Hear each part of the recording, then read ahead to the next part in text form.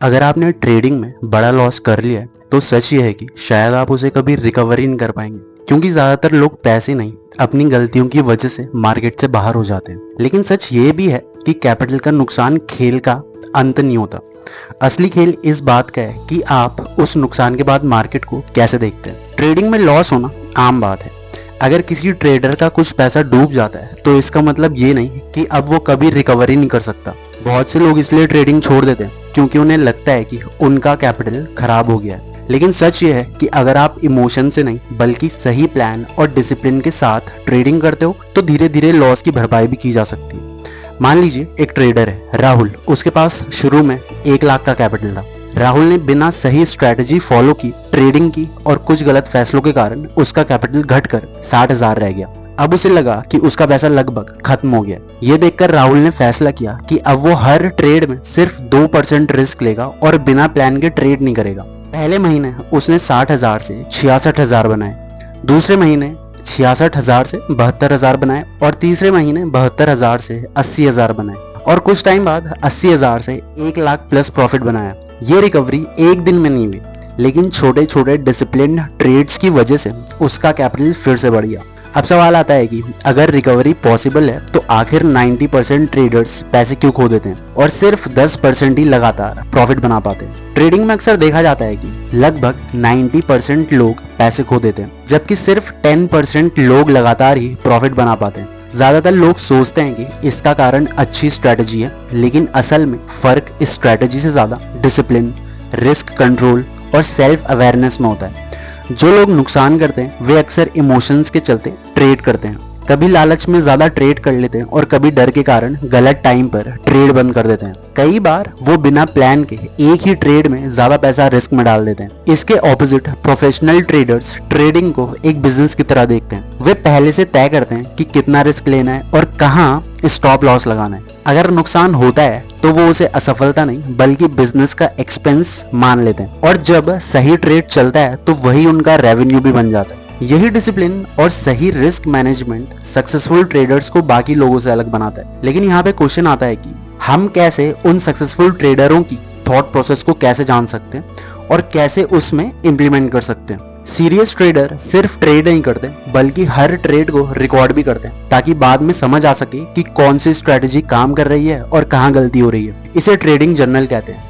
जब आप हर ट्रेड का रिकॉर्ड रखते हैं तो कुछ टाइम बाद आपको साफ दिखने लगता है कि आप किस तरह से ट्रेड में ज्यादा लॉस कर रहे हैं, आप किस सेटअप में ज्यादा प्रॉफिट कमा रहे हैं और किस टाइम या किस इमोशन में आप गलत डिसीजंस ले रहे हैं। यही चीज आपको एक नॉर्मल ट्रेडर से प्रोफेशनल ट्रेडर बनाती है। अब सवाल आता है कि ट्रेडिंग जर्नल में क्या क्या लिखना चाहिए। ट्रेडिंग जर्नल में आप ट्रेड डिटेल्स, स्टॉक का नाम, उसकी एंट्री प्राइस और उसका स्टॉप लॉस लिख सकते हो। जर्नल में आप शेयर का पोजीशन साइज भी लिख सकते हो कि आपने कितने शेयर खरीदे, ट्रेड लेने का कारण, breakout, pull back, reversal, support, resistance, ये सारी चीजें ऐड कर सकते हो आप ट्रेडिंग जर्नल में।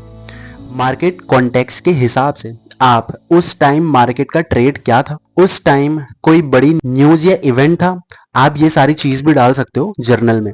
इमोशनल स्टेट, क्या आपने डर में ट्रेड लिया, क्या आपको उस टाइम फोमो, कोई चीज छूट जाने का डर हुआ, या फिर आप उस टाइम में ओवर कॉन्फिडेंस फील कर रहे थे। आप चार्ट्स के स्क्रीनशॉट ले सकते हो जिस चार्ट के बेसिस पर आपने ट्रेड लिया।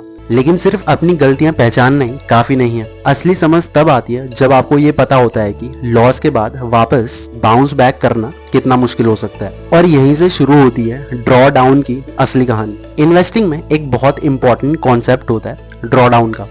आपके इन्वेस्टमेंट की वैल्यू का अपने हाईएस्ट लेवल से नीचे गिरना। सबसे बड़ी बात यह है कि लॉस की रिकवरी सीधे यानी कि लीनियर नहीं होती, यानी जितना लॉस बढ़ता है उतना ही उसे रिकवर करना और ज्यादा मुश्किल होता जाता है। मान लो आपका 10% का लॉस हुआ तो पैसा वापस पहले जितना करने के लिए लगभग 11% प्रॉफिट चाहिए आपको। 20% का लॉस हुआ तो रिकवरी के लिए 25% प्रॉफिट चाहिए। 50% का लॉस हुआ तो पैसा वापस करने के लिए 100% प्रॉफिट चाहिए। 90% का लॉस हुआ तो रिकवरी लगभग इम्पॉसिबल सी हो जाती है। मान लो आपके पास 100 रुपए थे, अगर 10% गिरकर 90 रुपीज रह गए तो फिर से वही 100 रुपए बनाने के लिए लगभग ₹10 का प्रॉफिट चाहिए, मतलब लगभग 11%। लेकिन अगर 50% गिरकर ₹50 रह गए तो वापस ₹100 बनाने के लिए ₹50 का प्रॉफिट चाहिए, यानी 100% रिटर्न। यही कारण है कि स्मार्ट इन्वेस्टर हमेशा कहते हैं कि प्रॉफिट कमाना इंपॉर्टेंट है, लेकिन उससे भी ज्यादा इंपॉर्टेंट है कैपिटल को बचाना। क्योंकि अगर कैपिटल ही ज्यादा गिर गया तो उसे वापस लाना बहुत मुश्किल और टाइम कंज्यूमिंग हो जाता है। लेकिन मार्केट में नुकसान सिर्फ मैथ्स और कैलकुलेशन के कारण नहीं बढ़ता। अक्सर हमारे इमोशंस और गलत फैसले ही उसे और बड़ा बना देते हैं। ट्रेडिंग में ज्यादातर गलतियां चार्ट, स्ट्रेटजी इनकी वजह से नहीं होती, बल्कि इमोशंस की वजह से होती है। जब ट्रेडर लालच, डर या गुस्से में फैसला लेता है तो अक्सर नुकसान ही होता है। जब किसी स्टॉक का प्राइस तेजी से ऊपर जाता है तो कई ट्रेडर्स डरते हैं कि मौका छूट ना जाए, इसीलिए वो देरी से एंट्री करते हैं जब प्राइस पहले ही काफी बढ़ चुकी होती है। मान लो एक स्टॉक ₹100 से बढ़कर ₹150 का हो गया। अब अगर आपको लगता है कि ये और बढ़ेगा, इसीलिए आप 150 पर खरीद लेते हैं, लेकिन उसके बाद स्टॉक ₹130 पे गिर जाता है और आपको नुकसान हो जाता है। कई ट्रेडर नुकसान होने पे ट्रेड को कट नहीं करते क्योंकि उन्हें उम्मीद होती है कि प्राइस वापस ऊपर आ जाएगा। अगर आपने स्टॉक ₹200 पर खरीदा और वो 170 तक गिर गया, तब आप लॉस बुक नहीं करते और सोचते हैं कि थोड़ा सा और इंतजार कर लेते हैं। लेकिन अगर वही स्टॉक ₹140 तक गिर जाए तो नुकसान और बढ़ जाता है। जब ट्रेडर को नुकसान होता है तो वो गुस्से में आकर तुरंत अगला बड़ा ट्रेड ले लेता है ताकि जल्दी पैसा वापस मिल जाए। मान लो राहुल ने एक ट्रेड लिया और 5,000 का नुकसान हो गया उसको। नुकसान देखकर वो परेशान हो गया।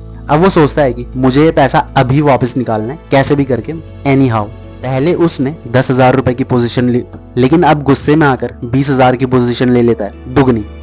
अगर दूसरा ट्रेड भी गलत हो जाए तो उसका नुकसान 10,000 या उससे ज्यादा हो सकता है। इस तरह एक छोटा नुकसान बड़ी प्रॉब्लम बन जाता है। और अगर ट्रेडर को लगातार 2 से 3 ट्रेड में प्रॉफिट हो जाए तो वो सोचता है कि अब वो मार्केट को पूरी तरह समझ गया है, लेकिन फिर वो रिस्क मैनेजमेंट को अवॉइड कर देता है। और जब ट्रेडर कोई ट्रेड लेता है तो वो सिर्फ उसी इंफॉर्मेशन को ढूंढता है या फिर उसी इंफॉर्मेशन के अकॉर्डिंग चलना चाहता है जो उसके फैसले को सही साबित करे।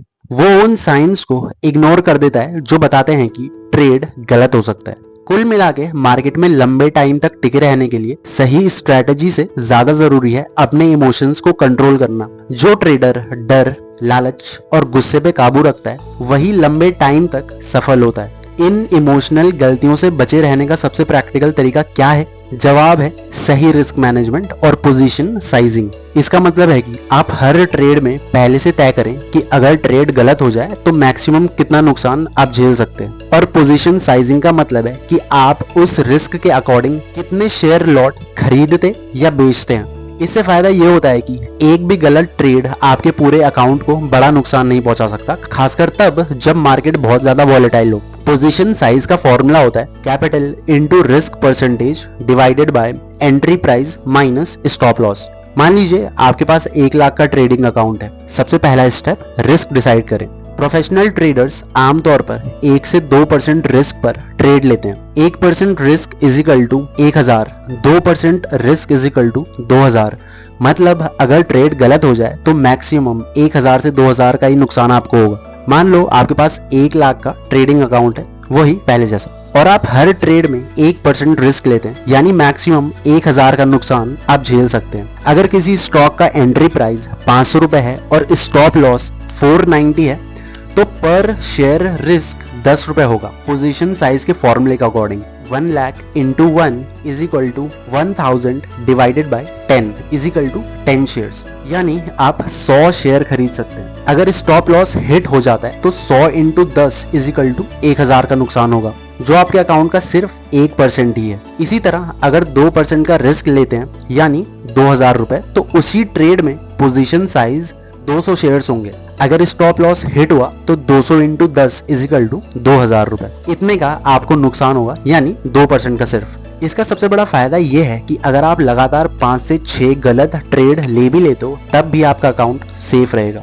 6 trade into ₹1,000 loss is equal to ₹6,000, यानी आपका अकाउंट 1 लाख रुपए से घटकर 94,000 हो जाएगा। और उस टाइम पे आप ट्रेडिंग कंटिन्यू भी रख सकते हो क्योंकि आपको इतना नुकसान तो हुआ ही नहीं। लेकिन अगर कोई ट्रेडर हर ट्रेड में 10 से 20% रिस्क लेता है तो सिर्फ 5 गलत ट्रेड में ही उसका अकाउंट लगभग खत्म हो सकता है। इसीलिए सिर्फ रिस्क को कंट्रोल करना ही काफी नहीं है प्रॉफिटेबल ट्रेडर बनने के लिए। इसीलिए अगला जरूरी स्टेप है हर ट्रेड में सही रिस्क रिवॉर्ड रेशियो मेंटेन करना। इसका मतलब है कि अगर आप किसी ट्रेड में 1 रुपए का रिस्क ले रहे हैं तो कोशिश ये होनी चाहिए आपकी कि प्रॉफिट उससे कहीं ज्यादा हो। इसीलिए प्रोफेशनल ट्रेडर आमतौर पर 1:2 या फिर 1:3 रिस्क रिवॉर्ड रेशियो को फॉलो करते हैं। 1:2 का मतलब है कि अगर आप 1 रुपए का रिस्क ले रहे हैं तो कम से कम 2 रुपए का प्रॉफिट टारगेट आपका होना चाहिए। और अगर 1:3 है तो इसका मतलब है कि 1 रुपए के रिस्क पे आपको कम से कम 3 रुपए का प्रॉफिट होना चाहिए।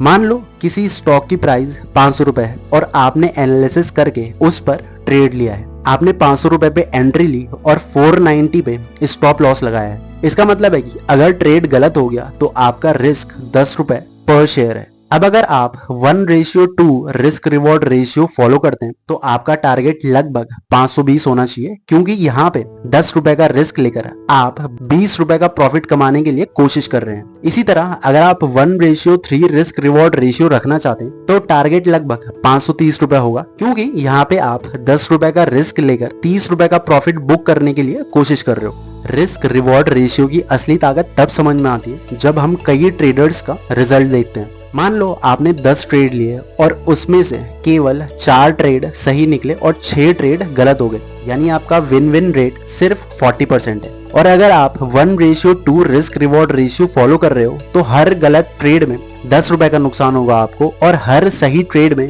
20 रुपए का प्रॉफिट होगा आपको। इसका मतलब ये हुआ कि सिर्फ 6 गलत ट्रेड में आपका कुल नुकसान 60 रुपए होगा, लेकिन 4 सही ट्रेड में आपका कुल प्रॉफिट 80 रुपए होगा। लेकिन अगर कोई ट्रेडर 1:1 रिस्क रिवॉर्ड रेशियो पे ट्रेड करता है, यानी 10 रुपए का रिस्क लेके केवल 10 रुपए का ही प्रॉफिट टारगेट करता है, तो वही सिचुएशन में उसको नुकसान हो सकता है। उसी एग्जाम्पल में 6 गलत ट्रेड से 60 रुपए का नुकसान होगा और 4 सही ट्रेड से 40 रुपए का प्रॉफिट मिलेगा। कुल मिला के बात यह है ना कि ट्रेडिंग का मतलब ये नहीं कि हर ट्रेड सही हो, बल्कि ये है कि जब भी ट्रेड सही हो तो उसका प्रॉफिट नुकसान से बड़ा हो। यही कारण है कि प्रोफेशनल ट्रेडर्स हमेशा छोटे नुकसान और बड़े प्रॉफिट के प्रिंसिपल पर काम करते हैं और तभी ट्रेड लेते हैं जब रिवॉर्ड रिस्क से ज्यादा हो। कभी कभी मार्केट में ऐसा टाइम भी आता है जब लगातार कुछ ट्रेड गलत हो सकते हैं और ऐसे टाइम में एक समझदार ट्रेडर का अगला स्टेप होता है डिफेंसिव मोड में शिफ्ट हो जाना। लॉस के टाइम डिफेंसिव मोड अपनाना ट्रेडिंग का एक इम्पोर्टेंट रूल है। जब किसी ट्रेडर के अकाउंट में लगातार लॉसेज होने लगते हैं और अकाउंट ड्रॉ डाउन में चला जाता है, तब उस टाइम पे आपका फोकस पैसा कमाने से हटाकर